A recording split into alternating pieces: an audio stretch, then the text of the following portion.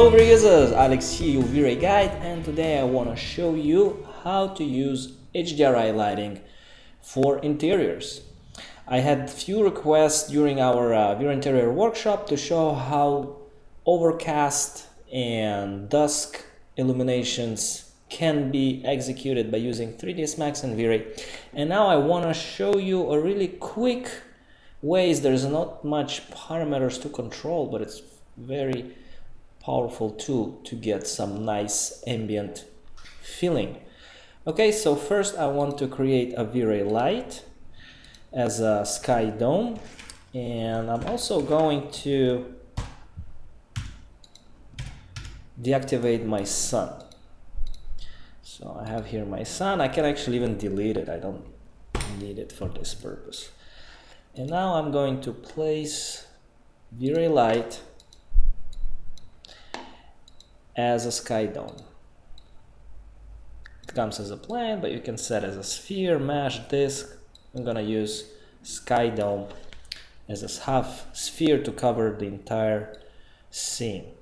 Now in viewports we need to, in options, we need to enable invisible because we don't want to see it. Otherwise it's gonna block. So I'm gonna click C right here and scroll down where the texture, we're gonna click and select VRay HDRI, click OK. Now we can go into our editor slot and drag and drop this as instance. Now here we can go and load some maps. So for instance, let's try this one. I'm using Peter Guthrie's HDRI that I bought a few of them. So sun and clouds. And what else? We need to have a really quick render setup. So just make sure you guys don't go really high with your radiance map. I'm using very low, 75, 35 to give me nice GI without any blotches here, so enough subdivisions and enough interpolation samples. Subdivs on the light cache is 1000 because I'm using 1000. Height is actually 6. I can go lower than this. I can go actually around 800. I don't need 1000. It's gonna go a little bit faster. Adaptive sampler 4.5, really low. Noise threshold somewhere around 0.1 or 0.008 as I did, and all the rest is by default. Okay, I'm gonna use exponential here with gamma 2.211. If I'm getting overburned areas, I can reduce the bright multiplier. So yeah, that's about it. Now we can go and click test render and see how it goes. So by light cache we can already see that the presence of this HDRI is not that spectacular. So we need to see what's going on. Mapping, we forgot to put this on spherical. Gotta be spherical. I think this is the reason why it's not rendering properly. And we have the processing here, overall multiplier and render multiplier. So the overall, I'm gonna boost it up a little bit, about 5. We can do the same by using VRay light options here, multiplier. But actually I like just to change one parameter to see where this thing is going. So let's click render. Alright, the render is done. Pretty cool stuff. We're getting really nice soft shadows here on the sides and very soft illumination.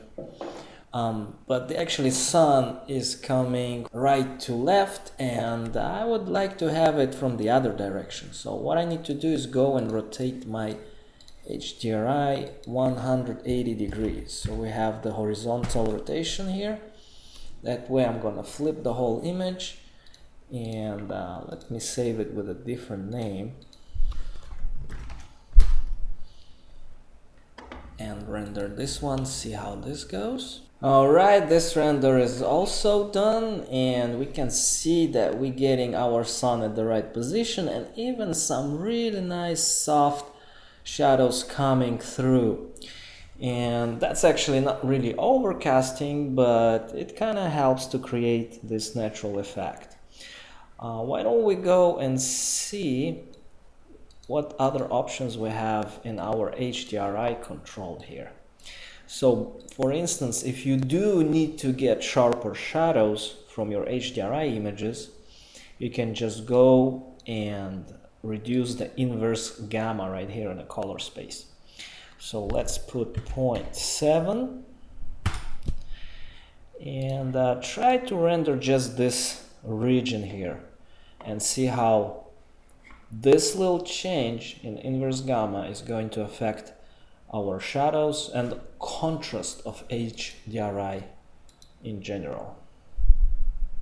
Alright, we can see really bright exposure. So what it does, it's also by adding contrast, it's also adding exposure. So I'm going to reduce this back to 1, the overall multiplier, and hit render one more time. Now the exposure that we're getting is much better now, and you can see that the shadows are being very pronounced. This actually have much more beautiful effect, lighting effect in the scene. We're getting those really nice bounces of yellowish picking up and going, spreading all the white cloth. So that could be good, but it's not overcasting. So let's go and try other HDRIs to see how we can get nice overcasting results. So how about this 839? Let's open it, and as everything's set, let's keep the inverse gamma, the contrast somewhere here, and try to render by saving a different name so we can compare it later. Just because it's sunset and it's dark, the entire image is getting really dark. So what we need to do is to increase our multiplier here to about, let's put 7 and try to render. Alright, so we're getting in our reflections here really overexposed results in the glass. So what we need to do is to go and lower our render multiplier to about 0.1 and click render one more time. So now we're getting darker results.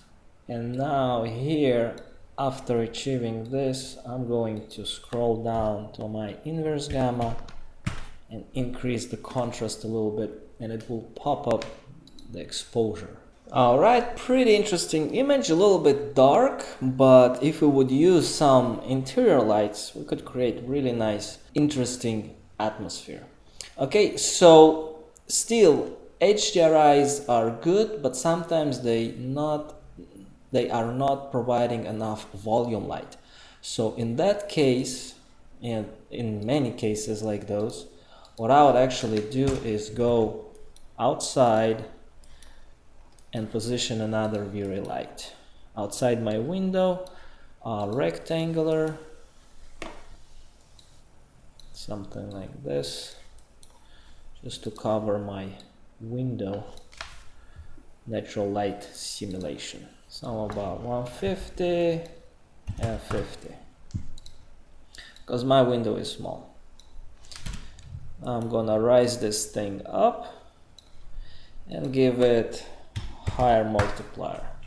Now the color of this light should more or less work with the colors of your scene, whatever you're having. So I'm having kind of bluish purplish sunset, so I'm gonna work with colors somewhere here. Alright, pretty good stuff. We can see that this light actually added and started directing more light into our scene, so maybe it's not enough 100. Let's put 300 And let's try some other HDRI. This blue looks good. Why don't we try that one? We're gonna leave everything as it is, and let's save this with a different name. Click render, and we can see that this color is adding a lot, but it's not really working with the same color as this bluish illumination. So what we need to do, I'm gonna click escape, and I'm gonna change this color to be blue. And let's click render again. Now this color is much colder and it works much better with the entire scene by providing a hotspot. So let's let this render go through and see what we get. Okay, pretty interesting lighting effect, and I think the main source is actually coming again from the other direction, and I probably need to flip the HDRI, rotate it 100 degrees again in order to match it my window. But besides that, I like the definition here in the cloth and in the couch, and we're getting those little shadows, which is pretty cool. So the combination of blue and the natural color is working here. Let's try to open those in Photoshop and see what we've got so far.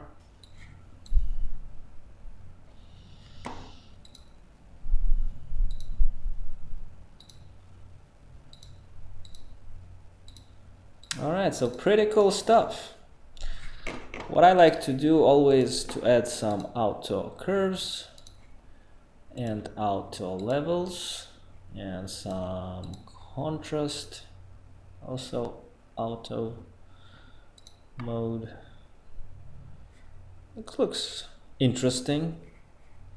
Of course, very low quality, we can see a lot of grain and stuff, but interesting result.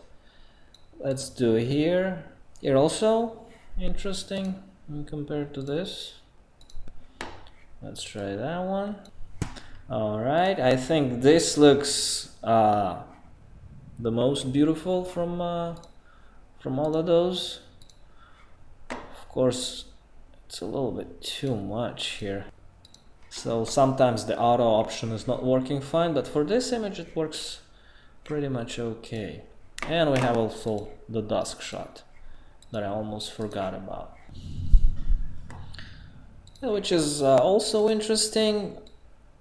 Obviously, all of those need to have some color balance to it in order to get the right amount of colors and exposure by preserving the natural ambience look, which is this. So kind of before and after, we get our whites back to the couch and the floor, and if the floor is a little bit overexposed or saturated, we can always go and reduce the saturation with here. But if we just want to do it to the floor, we can take and paint back our yellow color to the couches and the walls, but leave it saturated only in the floor, the reduction. Alright, so I think this is the best from all of those, but generally speaking, this is how you use HDRIs in order to create overcast or dusk or sunset ambient light. Just remember that inverse gamma will give you much better contrast, so this is very important options that you guys should test. And overall multiplier and render multiplier are related to the exposure of how strong the HDRI in your image. Of course, the horizontal rotation is going to rotate your sphere, and you need to find the best spot to put your light in order to enter the room and fill it up with really nice illumination. Okay, so I hope you enjoyed this tutorial. Share it with your friends. Happy HDRI testings. And Leslie, if you ask, you shall receive. All right, so have a good one. This is Alex, your VRay guy. Ciao.